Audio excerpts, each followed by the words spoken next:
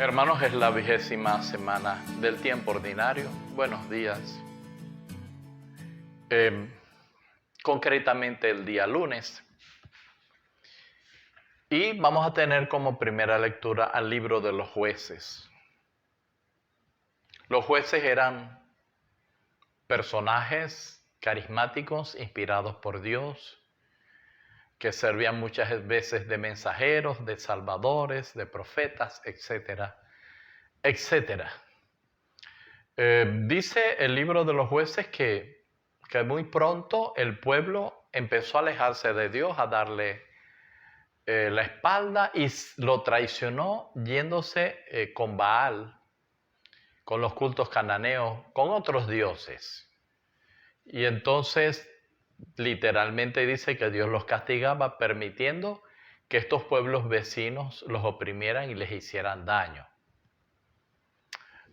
Esto hacía que el pueblo llorara, gimiera, y Dios se compadecía y enviaba a un juez, a uno de estos personajes carismáticos e inspirados, y lograba orientar y salvar al pueblo. Pero muy pronto otra vez el pueblo volvería a cometer el mismo error, y otra vez eran castigados por sus pecados, y otra vez clamaban a Dios. Dios enviaba al juez, los salvaba de la situación difícil que estaban viviendo y nuevamente caían.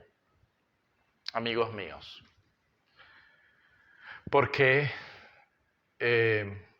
habiendo conocido a Dios, entendiendo su propia historia de la salvación, porque este pueblo se va tras otros dioses y otros ídolos? Estos ídolos no tenían esta alianza que tenía el pueblo, una alianza que le comprometía, que le exigía. Aquellos dioses, pues, si te querías vengar, le pedías ayuda a esa deidad. Si te querías embriagar, le pedías ayuda a esa deidad. Si querías conseguir esto, pues esa deidad, ese Dios te ayudaba. Era un Dios que tú dabas riendas sueltas a lo que sentías y buscabas que Él te complaciera. No era un Dios que hablaba, que comprometía, como el Dios que ellos habían conocido, como Yahvé. Y bien, también hay que decir que la fidelidad, la bondad, el amor de Dios realmente no depende de que el pueblo se porte bien. No, Dios ama a su pueblo. Pase lo que pase, Dios ama a su pueblo. Que el pueblo comete errores y esos errores tienen consecuencias sobre ellos, ya es otra cosa. Pero Dios los ama. La bondad y la ternura de Dios no depende de que el pueblo se porte bien o mal. Dios siempre ama a su pueblo. En todo caso, un Dios que ama corrige, no destruye, sino que corrige. Amigos míos, a este Dios amamos, a este Dios le seguimos, dejemos que nos interpele por su palabra. No inventemos unos dioses que no hablan. No inventemos un Dios que no te compromete, porque ese no es Él. El verbo, Dios, palabra, nos interpela, nos dirige su mensaje, nos dice esto está bien y esto está mal. Y tú debes, de alguna manera, acercarte a su palabra para que Él te dé el mensaje salvador que tu vida necesita y puedas convertirte. Abandona los falsos ídolos, esos que no te comprometen, porque tarde o temprano te llevarán a la muerte. Dioses como el dinero, como el materialismo, como el egoísmo, deja esos ídolos. Amén. Amigos, y seguimos con la meditación del Evangelio según San Mateo. Este pasaje ha sido llamado por algunos el pasaje del joven rico. Este es un hombre que tiene una inquietud. ¿Qué tengo que hacer para heredar o conseguir la vida eterna.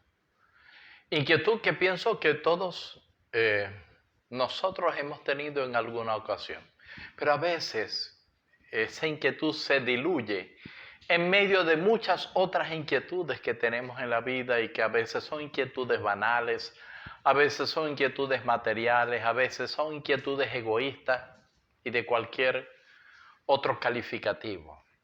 Pero la sustancia es que la verdadera inquietud, la que también nos mantiene enfocados, la vida eterna, conseguir la vida eterna.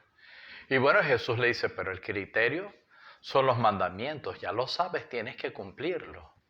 Y esto es importante recordarlo. Si nos inquieta la vida eterna, tenemos que tener allí lo que Dios manda, tenerlo presente, el criterio para salvarnos.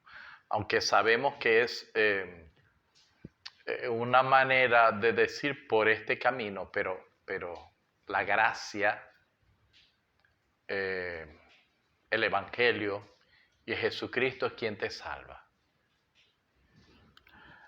Esta es la inquietud. Pero el joven le dice, eso lo he cumplido. Sigue la inquietud.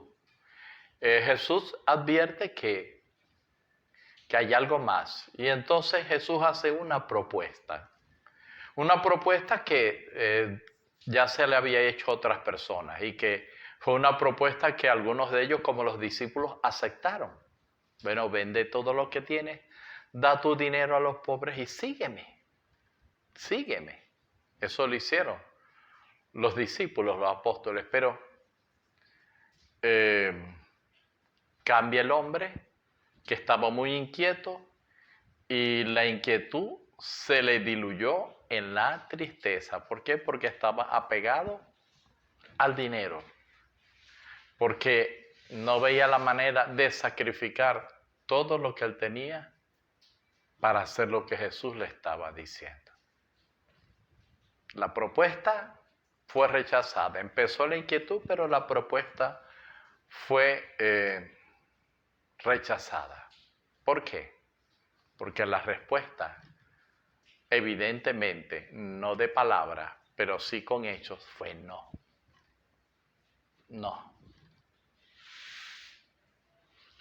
Es verdad, esta propuesta de Jesús que intuía lo que estaba en el corazón de aquel joven era una propuesta a consagrarse, una propuesta a seguirlo con un estilo de vida muy concreto. Pero nosotros en la vida tenemos la inquietud de la vida eterna, sí, y sabemos cuáles son los mandamientos, pero la inquietud está allí y parece que quisiéramos algo más.